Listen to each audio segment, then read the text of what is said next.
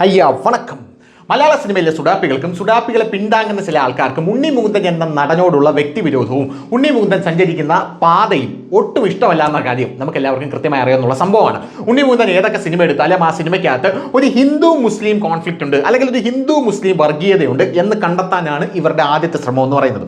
ഇവരുടെ രണ്ടാമത്തെ ശ്രമം എന്ന് പറഞ്ഞാൽ വളരെ കിടുക്കാച്ചിയാണ്. അതായത് രണ്ടാമത്തെ ശ്രമം എന്ന് പറഞ്ഞാൽ ഹിന്ദുവിനെ ഗ്ലോറിഫൈ ചെയ്യുന്നു. ഉണ്ണി മുകുന്ദൻ എടുക്കുന്ന സിനിമയിൽ അല്ലെങ്കിൽ ഉണ്ണി മുകുന്ദൻ അഭിനയിക്കുന്ന സിനിമയിൽ ഹിന്ദുവിനെ ഗ്ലോറിഫൈ ചെയ്യുന്നു, അല്ലെങ്കിൽ ഹിന്ദു ബിംബങ്ങളെ ഗ്ലോറിഫൈ ചെയ്യുന്നു, അല്ലെങ്കിൽ ഹൈന്ദവതയെ ഗ്ലോറിഫൈ ചെയ്യുന്നു. ഒന്നുമില്ല, ഒരു ചന്ദനത്തിരി കത്തിച്ച് വെച്ചിട്ട് അതിന്റെ ഫ്രണ്ടിൽ നിന്ന് ഒരു പ്രാർത്ഥിക്കുന്ന ഒരു സീൻ എടുത്താൽ പോലും അത് ഭയങ്കരമായിട്ട് ഇതാ സംഖ്യയാണ് അവനെ കണ്ടോ എന്ന് പറഞ്ഞ് വലിയ രീതിയിലുള്ള ഉണ്ണി മുകുന്ദൻ നേരെയുള്ള ആക്രമണങ്ങൾ നമ്മൾ സമൂഹ മാധ്യമങ്ങളിലൊക്കെ കണ്ടിട്ടുള്ളതാണ്. എന്നാൽ ഒരു സിനിമയെ മൊത്തത്തിൽ ആ പേര് പറഞ്ഞ് വളഞ്ഞിട്ട് ആക്രമിക്കുന്നത് നമ്മൾ ആദ്യമായിട്ട് കാണുകയാണ്. അങ്ങനെ ആ സിനിമയെ വളഞ്ഞിട്ട് ആക്രമിച്ച്, അതായത് ഉണ്ണി മുകുന്ദൻ്റെ മാളികപ്പുറം എന്ന് പറഞ്ഞ സിനിമയെ വളഞ്ഞിട്ട് ആക്രമിച്ച് രംഗത്തെത്തിയിരിക്കുന്നത് നമ്മുടെ വിധു വിൻസെന്റ് എന്ന് പറയുന്ന സംവിധായകയാണ്. ആരടാ ഇത് എന്ന് പല ആൾക്കാർക്കും തോന്നുന്നു, പക്ഷേ അങ്ങനെ ഒരു സംവിധായക ഉണ്ട്. ഈ വിധു വിൻസെന്റ് ആണ് ഇപ്പോൾ ഉണ്ണി മുകുന്ദൻ്റെ മാളികപ്പുറം എന്ന് പറഞ്ഞ സിനിമയെ നിശ്ചിതമായി വിമർശിക്കാനുള്ള കാരണം പ്രത്യേകിച്ച് കാരണമൊന്നുമില്ല. ആ മാളികപ്പുറം എന്ന് കേൾക്കുമ്പോൾ തന്നെ നമ്മുടെ ബാലേട്ടനിലെ ജഗതി റോൾഡ് ഗോൾഡ് ഇട്ടിട്ട് ചൊറിയില്ല, എന്തൊരു ചൊറിച്ചില്ല എന്ന് പറയുന്നത് പോലെ ചൊറിഞ്ഞു വരികയാണ് പല ആൾക്കാർക്കും എന്നുള്ളത് ആ സമയത്തെ നമുക്കറിയാമായിരുന്നു. പക്ഷേ നമ്മുടെ ഫിറോസ് ചുട്ടിപ്പാറ പറയും പോലെ ഒരു വെറൈറ്റി തരം കരച്ചിൽ, അല്ലേ ലക്ഷ്മണ എന്ന് പറയുന്നത് പോലെ ഒരു വെറൈറ്റി തരം കരച്ചിലാണ് നമുക്ക് കാണാനായിട്ട് സാധിച്ചത്. സംഭവം ഇപ്പം നടന്ന സംഭവമല്ല, സംഭവം കുറച്ച് നാൾക്ക് മുമ്പ് നടന്നതാണ്. മലബാർ ലിറ്ററേച്ചർ ഫെസ്റ്റിവലിൽ ഇരുന്ന് വലിയ രീതിയിൽ ബുദ്ധിജീവിയാണ് ഞാൻ എന്ന് പറഞ്ഞ ഒരു പ്രസ്താവനയാണ് ഇപ്പോൾ സമൂഹ മാധ്യമങ്ങളിൽ ഇപ്പോൾ വൈറലായിരിക്കുന്നത്. സംഭവം ഇപ്പോൾ വൈറലാവാനുള്ള കാരണം എന്ന് പറഞ്ഞു കഴിഞ്ഞാൽ മമ്മൂട്ടിയുമായി ബന്ധപ്പെട്ട ചില വിവാദങ്ങൾ ഏറിൽ കൊടുമ്പിരി കൊണ്ട് നിൽക്കുന്ന സാഹചര്യത്തിലാണ് ഉണ്ണി മുകുന്ദൻ്റെ ഈ വിവാദം ഉയർന്നു വന്നിരിക്കുന്നത്. അതെന്തിനാടാ വന്ന് ഇപ്പോൾ പറയുന്നത് എന്ന് പല ആൾക്കാർക്കും തോന്നും. അല്ല, പറയുമ്പോൾ എല്ലാം പറയണമല്ലോ. മമ്മൂട്ടിയായിട്ടുള്ള വിവാദം ഉണ്ടാകുമ്പോഴാണ് മമ്മൂട്ടിയെ നിങ്ങൾ ഇങ്ങനെ ചെയ്തു കഴിഞ്ഞാൽ, അതായത് മമ്മൂട്ടി ഇങ്ങനെ ചെയ്തു കഴിഞ്ഞാൽ പ്രശ്നമില്ല, അങ്ങനെയാണെങ്കിൽ ഉണ്ണി മുകുന്ദൻ ഇങ്ങനെ ചെയ്തു കഴിഞ്ഞാൽ എന്താ പ്രശ്നം എന്ന് ചോദിക്കുന്നതിൽ എന്തെങ്കിലും തെറ്റുണ്ടോ? അങ്ങനെ ഉണ്ടോ? അല്ല, എനിക്ക് അറിഞ്ഞൂടാത്തോണ്ട് ചോദിക്കണം. അതായത് മമ്മൂട്ടി ഒരു സിനിമയിൽ SDPAയുടെ ആംബുലൻസ് കാണിച്ചു, അത് മമ്മൂട്ടി കാണിച്ചല്ല, മമ്മൂട്ടിയുടെ ഡയറക്ടർ കാണിച്ചതാണ്. അങ്ങനെ കാണിക്കുന്നു, അതിനൊരു കുഴപ്പമില്ല, കൈയടിച്ച് പ്രോത്സാഹിപ്പിച്ചു. ഇപ്പോഴത്തെ മേപ്പടിയാൻ എന്ന് പറയുന്ന സിനിമയിൽ ഉണ്ണി മുകുന്ദൻ ശിവഭാരതിയുടെ ആംബുലൻസ് കാണിക്കുമ്പോൾ അത് ഭയങ്കര പ്രശ്നമാണ്.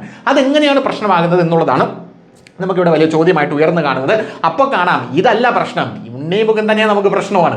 മാളികപ്പുറം എന്ന് പറയുന്ന സിനിമ ഇറങ്ങാൻ പാടില്ലായിരുന്നു. ഇതുപോലുള്ളൊരു സിനിമ എങ്ങനെയാണ് ജനങ്ങൾ കണ്ട് കൈയടിക്കുന്നതെന്നാണ് ഞാൻ ചിന്തിക്കുന്നതെന്നാണ് ബുദ്ധിജീവിയും പുരോഗമനവാദിയുമായിട്ടുള്ള വിധു വിൻസെന്റ് വലിയ രീതിയിലുള്ള ഘോരഘോരമായിട്ടുള്ള വാക്കുകൾ ഉന്നയിക്കുന്നത്. എന്ത് തന്നെയായിരുന്നാലും ഈ പുരോഗമന സിംഹങ്ങൾക്ക് ബുദ്ധിജീവികൾക്കും ഒരു വിചാരമുണ്ട്. അതായത് ഹൈന്ദവതയെ തള്ളിപ്പറഞ്ഞാൽ മാത്രമേ നമുക്ക് ഇവിടെ പുരോഗമനം സാധ്യമാവുകയുള്ളൂ, അല്ലെങ്കിൽ ഹൈന്ദവതയെ തള്ളിപ്പറഞ്ഞാൽ മാത്രമേ നമുക്കിവിടെ പുരോഗമനവുമായി മുന്നോട്ട് പോകാൻ സാധിക്കുകയുള്ളൂ, എങ്കിലേ ഞാനൊരു പുരോഗമന സിംഗമാകൂ എന്നാണ് ഇവരുടെയൊക്കെ വിചാരം എന്ന് പറയുന്നത്. അതിൻ്റെ ആദ്യ നെറുകന്തലയിൽ കൊടുത്ത അടി എന്ന് പറയുന്നത് നമ്മുടെ രാജമൗലിയായിരുന്നു. രാജമൗലി എടുക്കുന്ന എല്ലാ പടത്തിലും ഹൈന്ദവതയുടെ അതിപ്രസരമാണ്, ഉള്ളിടത്തും ഇല്ലാത്തടത്തും എല്ലാ അതിപ്രസരമാണ്. രാജമൗലി എടുക്കുന്ന ഏത് സീനാണെങ്കിൽ പോലും അതിൽ കുറച്ചൊക്കെ അവിടെ ഹൈന്ദവത കാണും എന്നുള്ളതാണ് ഏറ്റവും വലിയ പ്രത്യേകത എന്ന് പറയുന്നത്. RRR എന്ന് പറഞ്ഞ പടത്തിലേക്ക് നമ്മളത് കണ്ടതാണ്. പക്ഷേ RRR ഒക്കെ വമ്പ വിജയമായി പോയി. 1000 കോടി ക്ലബ്ബിലാണ് RRR കയറിയത്. KGF ആണെങ്കിൽ 1000 കോടി ക്ലബ്ബും കടന്നു പോയി എന്നുള്ളതാണ് വേറൊരു കാര്യം. ആ KGF-ൽ റോക്കി ബായ് നമ്മുടെ ഭദ്രകാളി ദേവിയെ ഇങ്ങനെ വെച്ചിരിക്കുന്ന ആ സീനിൽ റോക്കി ബായ് ചെരിപ്പിടാതെ കയറി വരുന്ന സീനൊക്കെ ഉണ്ട്. ചെരിപ്പിടാതെ കയറി വരുന്ന ഈ സീനൊക്കെ കണ്ടിട്ട് ഇവിടെയുള്ള കമ്മികളുടെയും സുഡാപ്പിയുടെയും കുരു ഏതൊക്കെ വഴിയിലാണ് പൊട്ടിയത് എന്ന് നമുക്ക് അറിയാനും പാടില്ല. പക്ഷേ ഈ പടം മുഴുവൻ തരംഗമായതുകൊണ്ട് കാണാതിരിക്കാനും പറ്റില്ല. അതായത് മതിച്ചിട്ട് തുപ്പാനും വയ്യ, കഴിച്ചിട്ട് ഇറക്കാനും വയ്യ എന്നുള്ള സ്ഥിതിയാണ് ഉമാർക്കൊക്കെ ഉള്ളത് എന്നുള്ള വേറൊരു കാര്യം. പക്ഷേ എങ്കിലും രാജമൗലിയൊക്കെ വിമർശിച്ചുകൊണ്ട് ഇവിടെ ചില വേട്ടാവളിയന്മാർ കറങ്ങി തിരിഞ്ഞ് നടക്കുന്നുണ്ടായിരുന്നു. പക്ഷേ അവന്മാരെയൊന്നും നാട്ടുകാർക്കൊന്നും അറിഞ്ഞൂടാത്തോണ്ട് അത് വലിയ വാർത്തയായില്ല എന്നുള്ളതാണ് സത്യം. ഇപ്പം നമുക്ക് ബാക്ക് ടു ഉണ്ണി മുകുന്ദൻ. ഉണ്ണി മുകുന്ദൻ്റെ മാളികപ്പുറം സിനിമ എന്ന് പറയുന്ന സിനിമ ഇവിടെ എങ്ങനെയാണ് ഇത് വിജയിച്ചത് എന്നാണ് ഇവർ ചോദിച്ചുകൊണ്ടിരിക്കുന്നത്. ഇവരുടെ എക്സാക്ട് വാക്കുകളിലേക്ക് വരികയാണെങ്കിൽ ഇവർ കൃത്യമായിട്ട് പറഞ്ഞിരിക്കുന്നത്, ഇന്ന് ഭാഷയുടെ മറ്റു ചില ഭാഗങ്ങളെ പരിചയപ്പെടുത്തിയുള്ള സിനിമകൾ വരികയും അതുവരെ നാം കണ്ടുവന്ന സാംസ്കാരിക അവസ്ഥകളെ മാറ്റിവെച്ച് പുതിയൊരു തലത്തിലേക്ക് അത് നമ്മെ കൊണ്ടുപോവുകയും ചെയ്യുന്നു. കേരള സ്റ്റോറീസ് എന്ന് പറയുന്ന ഒരു സിനിമ കേരളത്തിലും തമിഴ്നാട്ടിലും മാത്രമാണ് വിവാദങ്ങളിലൂടെ കടന്നുപോയത് എന്നാണ് അവർ പറയുന്നത്. അതായത് കേരള സ്റ്റോറീസ് കേരളത്തിലും തമിഴ്നാട്ടിലും മാത്രമാണ് വിവാദങ്ങളിലൂടെ കടന്നു പോയത്. പക്ഷേ ബാക്കിയുള്ള സ്ഥലത്തെല്ലാം കേരള സ്റ്റോറീസ് വിജയിക്കുകയാണ് ചെയ്തത്. കേരള സ്റ്റോറി എങ്ങനെയാണ് ഇങ്ങനെ വിജയിക്കുന്നത് എന്നാണ് ഫ്രസ്ട്രേഷൻ അടിച്ച് ഇരിക്കപ്പുറതിയില്ലാതെ നമ്മുടെ വിധു വിൻസെന്റ് ചേച്ചി പറഞ്ഞുകൊണ്ടിരിക്കുന്നത്. കേരള സ്റ്റോറി അവിടെ എങ്ങനെ വിജയിച്ചു എന്ന് ചോദിക്കുന്ന ചേച്ചി അടുത്തതായിട്ട് പറയുന്നത്, മാളികപ്പുറം എന്ന സിനിമ വരാനും അത് ആഘോഷിക്കപ്പെടുവാനുമുള്ള പശ്ചാത്തലം ഇവിടെയുണ്ട് എന്ന സാഹചര്യത്തിലും വാര്യൻകുന്നം എന്ന സിനിമ ഉണ്ടാവാൻ പോകുന്നു എന്ന് പറഞ്ഞ സമയത്തുണ്ടായ വിവാദങ്ങൾ നാം ആലോചിക്കേണ്ടതാണ് എന്നും കൃത്യമായിട്ട് നമ്മുടെ വിധു വിൻസെന്റ് ചേച്ചി പറയുന്നുണ്ട്. അതായത് ചേച്ചിയുടെ പ്രശ്നം എന്ന് പറഞ്ഞാൽ കേരള സ്റ്റോറി ബാക്കിയുള്ള സ്ഥലത്തെല്ലാം വിജയമായി, ഇവിടെ അത് പരാജയമായി. പക്ഷേ ബാക്കിയുള്ള സ്ഥലത്തെല്ലാം വിജയമായത് എനിക്കൊരു പ്രശ്നമാണ്. പിന്നെ രണ്ടാമത്തെ പ്രശ്നം എന്ന് പറഞ്ഞാൽ മാളികപ്പുറം ഇവിടെ വൻ ഹിറ്റായി, ഇതെങ്ങനെ ഹിറ്റാവുന്നു എന്നാണ് എൻ്റെ ചോദ്യം. ഇനി അടുത്ത പ്രശ്നം എന്ന് പറഞ്ഞാൽ വാര്യൻകുന്ന് എന്ന് പറഞ്ഞ സിനിമ ഇറക്കാനും പറ്റിയില്ല. ഇത് ഇറക്കുന്നു എന്ന് കേട്ടപ്പോൾ തന്നെ വലിയ വിവാദം ഉണ്ടായി. വലിയ രീതിയിൽ വാര്യംകുന്നൻ്റെ പിടി വീണു. വാര്യംകുന്നൻ പിന്നെ ഇറക്കാൻ പറ്റാത്തൊരു സാഹചര്യം ഉണ്ടായി. പൃഥ്വിരാജൊക്കെ കണ്ടമടി ഓടിത്തള്ളുന്ന കാഴ്ചയാണ് നമുക്ക് കാണാൻ സാധിച്ചത്.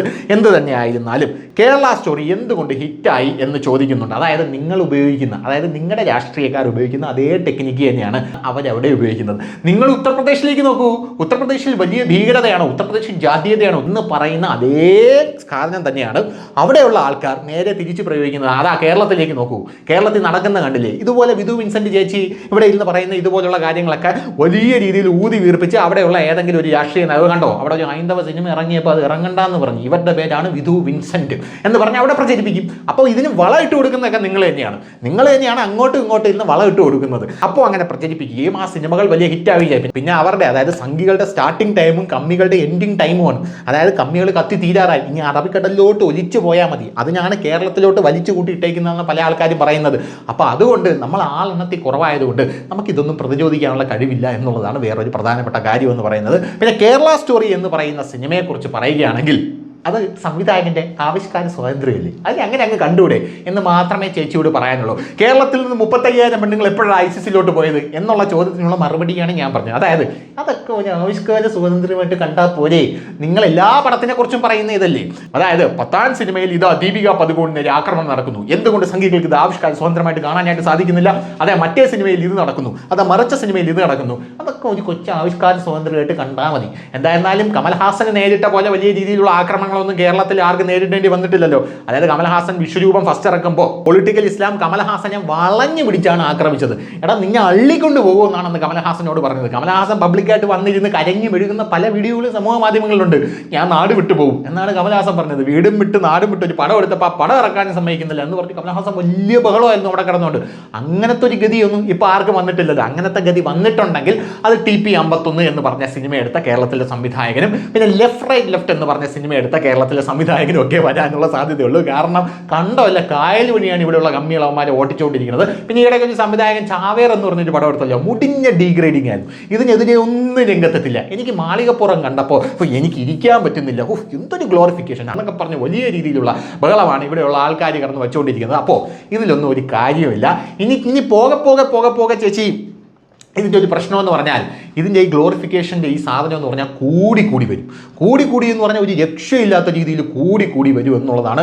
അങ്ങനെയുള്ള സാഹചര്യത്തിൽ എങ്ങനെ ചേച്ചിക്ക് ഇതൊക്കെ കണ്ടുകൊണ്ടിരിക്കാൻ പറ്റും എന്നാണ് എനിക്ക് മനസ്സിലാക്കാനായിട്ട് സാധിക്കാത്തത്. അതായത് യോഗി ആദിത്യനാഥ് ഉത്തർപ്രദേശിൽ ഏറുമ്പോൾ ജനാധിപത്യം നഷ്ടപ്പെടുന്ന പല ആൾക്കാരുമാണല്ലോ ഇവിടെ നമ്മുടെ നാട്ടിലുള്ളത്. പിന്നെ നരേന്ദ്രമോദി രണ്ടാമത് കയറി കഴിഞ്ഞാൽ ഞാൻ ആത്മഹത്യ ചെയ്യും എന്ന് പറയുന്ന പല ആൾക്കാരുമുണ്ട്.